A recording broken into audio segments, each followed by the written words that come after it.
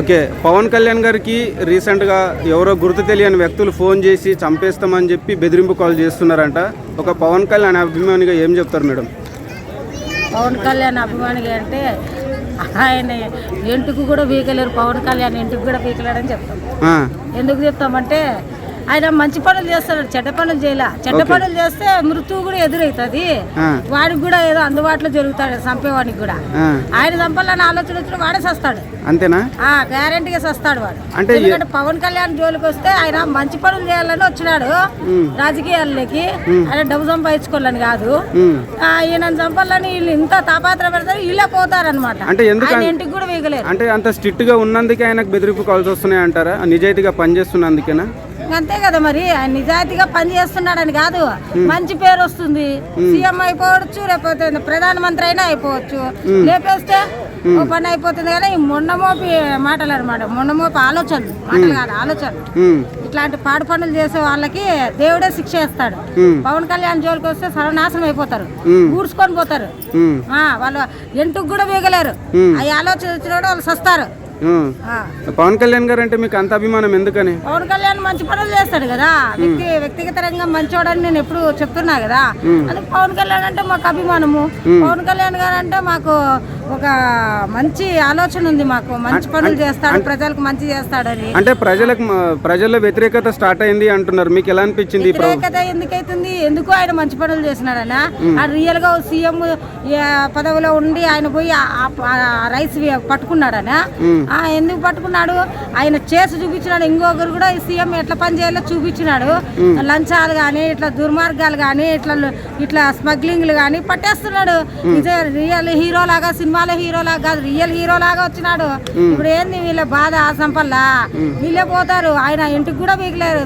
పవన్ కళ్యాణ్ ఇంటికి కూడా వీకలేరు. మేము జనసేన పార్టీ వాళ్ళని చెప్తున్నాము, ఆయన అభిమానులుగా చెప్తున్నాము. ఆయన ఎవ్వరు కూడా ఆయన కాలు గోడు కూడా కదిలించలేరు. అంటే రీసెంట్ గా నాగబాబు గారికి మంత్రి పదవి వస్తుందని వార్తలు వస్తున్నాయి.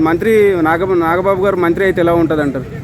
బాగుంటుంది. వాళ్ళ అన్నదమ్ములు మంచోళ్ళే, పాపం సేవ చేసే ఇది వాళ్ళకి ఏం ఆలోచనలు, చెడు ఆలోచన లేవు. వస్తారు అని మంచిగా చేస్తాడు.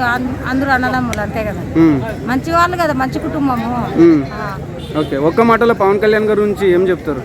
పవన్ కళ్యాణ్ అంటే ఆయన ప్రజల గుండెల్లో దేవుడు అండి. ఎందుకంటే ఆయన చేస్తాడని ప్రజలకు నమ్మకం ఉంది, మాకు నమ్మకం ఉంది. ఆయన చేస్తాడు. పవన్ కళ్యాణ్ అంటే మంచి హీరోనే కాదు, మంచి రియల్గా మంచి వ్యక్తిత్వంగా మంచి మనిషి. పవన్ కళ్యాణ్ నిజంగా సీఎం ఉండాలి. ఇంకా ఎప్పుడు కూడా ఆయన ప్రధానమంత్రి అంత ఎదిగే అంత స్థాయికి కూడా వస్తాడని కూడా చెప్తున్నాం. ఇది బాగా మేము చెప్పింది జరిగే తీరుతుంది. ఆయన చేసే పనులు బట్టి మాకు పవన్ కళ్యాణ్ మీద నమ్మకం ఉంది, పవన్ కళ్యాణ్ మీద నమ్మకం ఉంది. అందుకు మేము జనసేన పార్టీ గురించి చెప్తున్నాం. జై జనసేన, జై జై పవన్ కళ్యాణ్. ఇలా బెదిరించి ఆకతాయిలకు ఏం చెప్తారు? మీరు ఇచ్చే మెసేజ్, వార్నింగ్ ఏం చెప్తారు? అరే బాబు, డబ్బు కోసము ఈ దుర్మార్గులు వాళ్ళని చంపి వీళ్ళని చంపను నువ్వు తీసుకుంటావు. ఆఖరికి నిన్ను కూడా చంపేస్తాడు ఎవడో. ఇట్లా ఆలోచన నీకు ఇచ్చినోడు ఎవడో మానుకో. ఎందుకంటే నిన్ను ఈ పవన్ కళ్యాణ్ చంపాలనే ఆలోచన వాళ్ళకి వచ్చినప్పుడు నిన్ను బయటపడితే నిన్ను కూడా చంపేస్తారు. నువ్వు అంతా చెడ్డ బుద్ధులు తీసేసాయి, ఎంతున్నా తిని బతకచ్చు.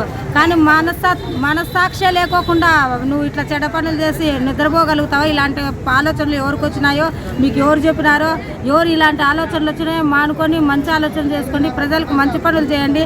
మంచి చేసే వాళ్ళని గురించి ఇట్లా చెడుగా ఆలోచించి చంపాలనే ఆలోచన రాదండి. మానవత్వం అనేది పాటించండి.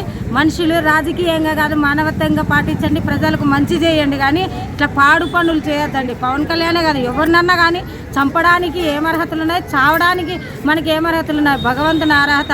ఎవరు చంపాలన్నా కాదు, మంచి పనులు చేసిన వాళ్ళని ఎవ్వరు కూడా ఏమీ చేయలేరు. ఇది వాస్తవము. పవన్ కళ్యాణ్ గురించి నేను చెప్పడం ఏంటంటే, పవన్ కళ్యాణ్ మంచివారు. ఆయన మంచి మానవత్వం ఉన్న మనిషి, దైవత్వం ఉన్న మనిషి. అట్లాంటి ధర్మంగా ఉండే వాళ్ళ జోలికి పోతే పుట్టగెత్తులు లేకుండా పోతారు, సర్వనాశం అయిపోతారు. ఆయన కాలు గోటు కూడా ఏం చేయలేరు.